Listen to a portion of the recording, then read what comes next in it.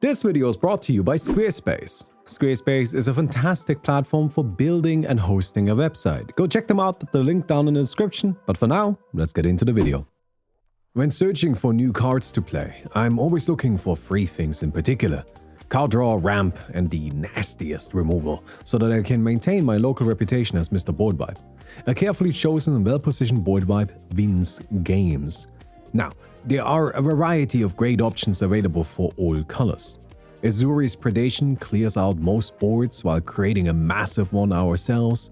Feast of Succession then handles those tokens and gives us a cool hat. Chain Reaction safely holds the high score of most damage done by a single 4-mana spell. And most devastatingly of all, Farewell nukes people's sleep schedule as it demonstrates some kind of weird reverse Stockholm syndrome where players keep themselves hostage as the game continues and they get increasingly less fond of each other. Blue is a bit different from the other colors though. It doesn't have many proper destruction board wipes and instead tries to bounce everything. Return permanents back to their owner's hand.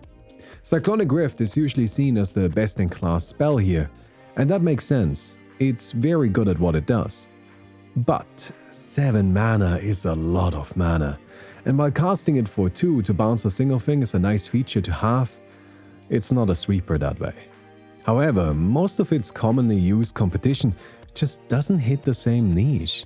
Evacuation hits all creatures, even ours, and Etherize needs to be used in response to an attack. And neither deals with non-creature permanents, which is a big deal. It's not that unusual for a non-creature to actually be the most threatening thing on the board. Browsing through the H-Rec reveals a common struggle here, as Steel Hellkite, Ordis Dust and a Nevinyrral's Disc take up high positions. By the way, never play Nev's Disc. This is a 4-mana artifact that enters tap. It can be activated by paying 1 mana and tapping it, and when done so, it destroys all artifacts, creatures, and enchantments. By itself, this seems like a reasonable colorless sweeper. However, it has an additional line of hidden text. As long as Nev's Disc is on the battlefield, all opponents will keep hitting us until we pop it. That's because it creates a weird dilemma, where while it's on the board, playing any more permanents doesn't really make sense, and attacking each other doesn't fix the problem. So we become the only viable target, a situation that we have entirely caused ourselves. If you play Nev's Disc, you should try to untap it as it enters, and either way, use it as quickly as possible. Also, don't even talk to me about making it indestructible. Sure, that does work. Nev's Disc is a weird artifact because it doesn't sacrifice itself, it just destroys itself. So if it's indestructible, then it doesn't blow itself up and you can continue using it every turn.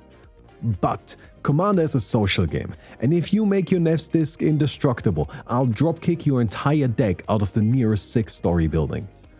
Point being that blue sweepers can feel somewhat limiting at times, either by virtue of the cards themselves or by me calling the Pinkertons on you. Also, if you enjoyed the video so far and all of its vaguely threatening lines, don't forget to give it a thumbs up. Thank you very much. This video is brought to you by Squarespace. Squarespace is a fantastic service for building a website. Everything you need to run a website is available on Squarespace, and it is all very easy to use because of their fantastic, beautiful templates. You can just pick a template that you like and then build your website around that template. Customize it in any way that you want. But if the templates are too limiting for you, you can also choose to just leave them out and build a website from scratch using their fantastic toolbox of options that lets you make something that looks professional even if you do it by yourself. Squarespace is incredibly user-friendly and affordable. Go check them out at the link down in the description, and thank you very much to Squarespace for sponsoring this video. Another thing that blue is weirdly bad at in Commander is card draw.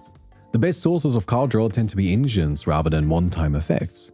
I understand that blue has Rhystic Study, but I'm not a Rhystic Study gamer. My main problem with the card isn't even that it's too strong, but that it's too annoying.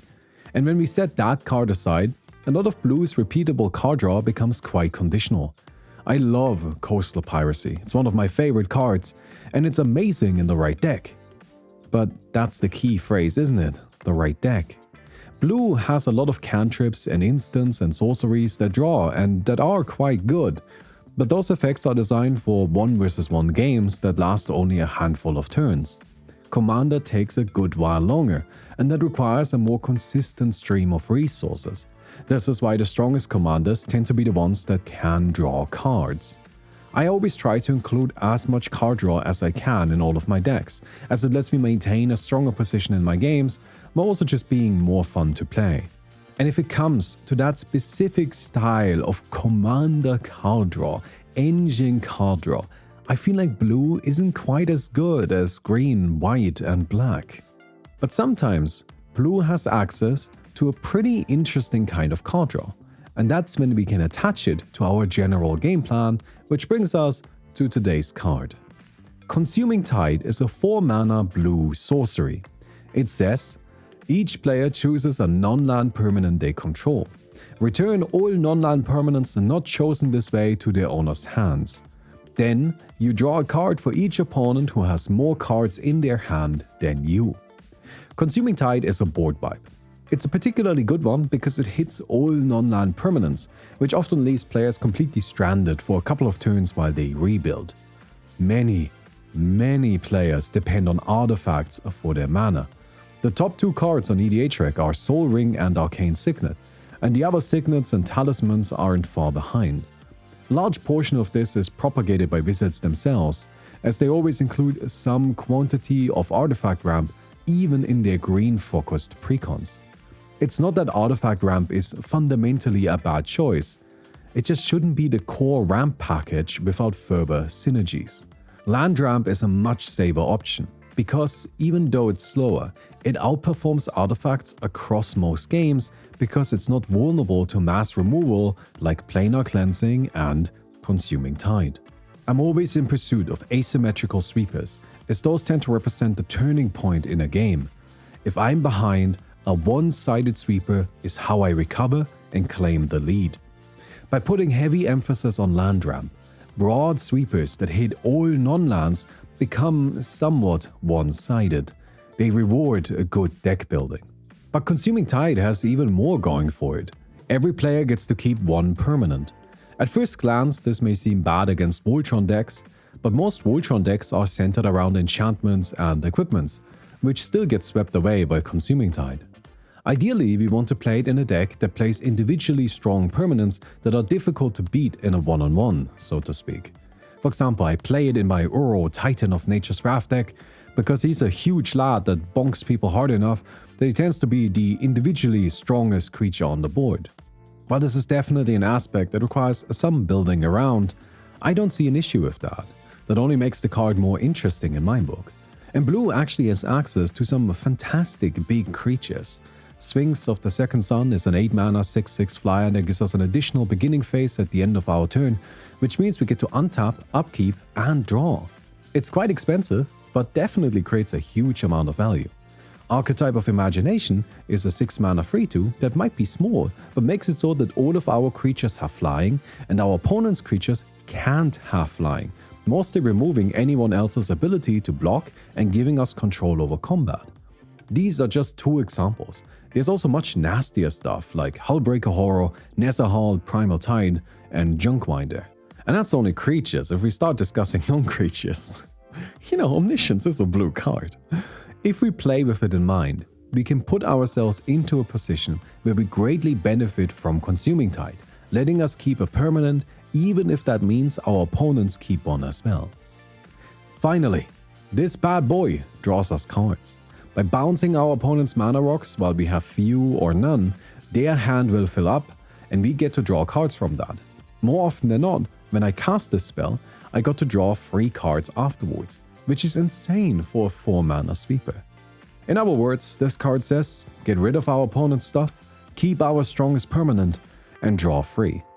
It's awesome. Thank you very much for watching the video. Bit of a simpler one this week. I hope that's alright. If it looks like I'm exhausted, that's because I am. I've been exerting myself a little bit over the past few weeks because I've been working so much on the board game, and at least I finished it. Did I say that already? It's finished. I finished my board game.